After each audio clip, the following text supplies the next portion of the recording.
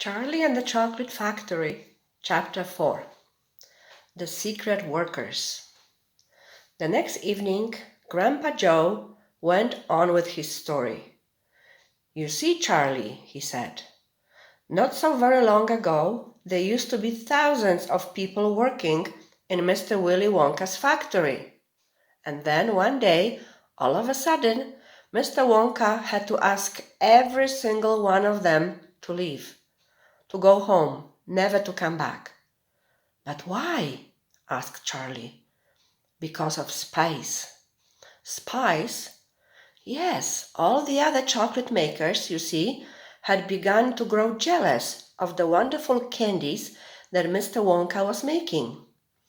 And they started sending in spies to steal his secret recipes. The spies took jobs in the Wonka factory, pretending that they were ordinary workers.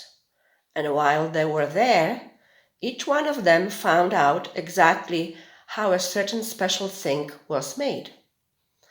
"And did they go back to their own factories and tell?" asked Charlie. "They must have," answered Grandpa Joe, "because soon after that, Fickle Grubber's factory started making an ice cream that would never melt, even in the hottest sun. Then Mr. Prodnose's factory came out with a chewing gum that never lost its flavor, however much you chewed it. And then Mr. Slugworth's factory began making candy balloons that you could blow up to huge sizes before you popped them with a pin and gobbled them up. And so on, and so on." And Mr. Willy Wonka tore his beard and shouted, "This is terrible! I shall be ruined. There are spies everywhere. I shall have to close the factory." "But he didn't do that," Charlie said. "Oh, yes, he did.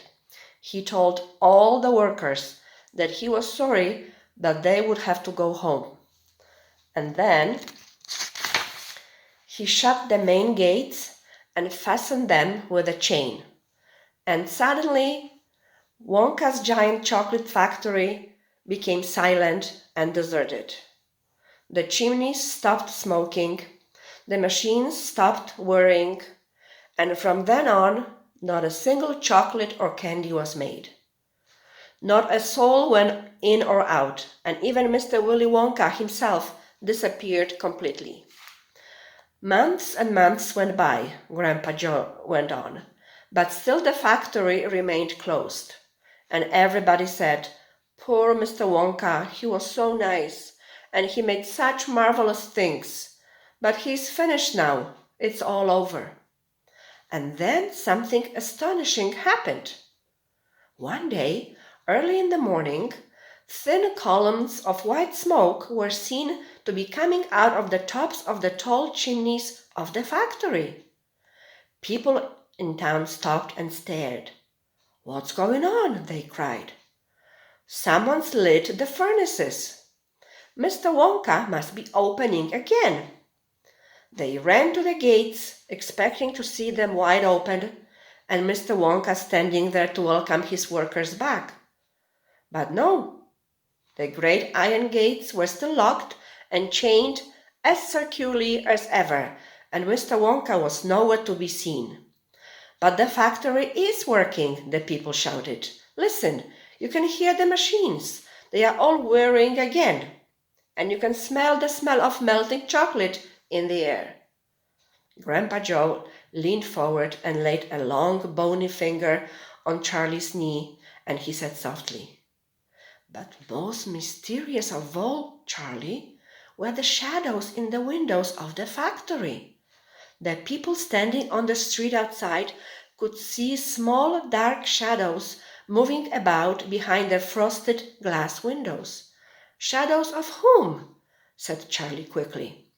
"That's exactly what everybody else wanted to know. The place is full of workers," the people shouted, "but nobody's gone in. The gates are locked. It's crazy. Nobody ever comes out either." "But there was no question at all," said Grandpa Joe, "that the factory was running. and it's gone on running ever since for these last 10 years. What's more, the chocolates and candies it's been turning out have become more fantastic and delicious all the time. And of course now, when Mr. Wonka invents some new and wonderful candy, neither Mr. Ficklegrabber, nor Mr. Prodnose, nor Mr. Slugworth, nor anybody else is able to copy it. No spies can go into the factory to find out how it is made. But Grandpa, who? Cried Charlie. Who is Mr. Wonka using to do all the work in the factory? Nobody knows, Charlie. But that's absurd. Hasn't someone asked Mr. Wonka? Nobody sees him anymore. He never comes out. The only things that come out of that place are chocolates and candies. They come out through a special trap door in the wall, all packed and addressed, and they are picked up every day by post office trucks. But Grandpa, what sort of people are they that work in there? My dear boy, said Grandpa Joe, that is one of the great mysteries of the chocolate-making world. We know only one thing about them. They are very small. The faint shadows that sometimes appear behind the windows, especially late at night when the lights are on, are those of tiny people no taller than my knee. There aren't any such people, Charlie said. Just then Mr. Bucket, Charlie's father, came into the room.